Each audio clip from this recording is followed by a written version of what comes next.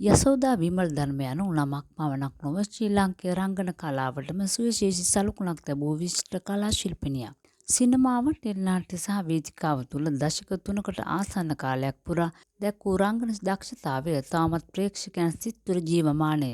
ඇයගේ කලාදිවිය ආරම්භ වූයේ 1988 වසරේදී නිකුත් වූ අස්තබිඳේ ටෙලිනාට්‍යයෙන්.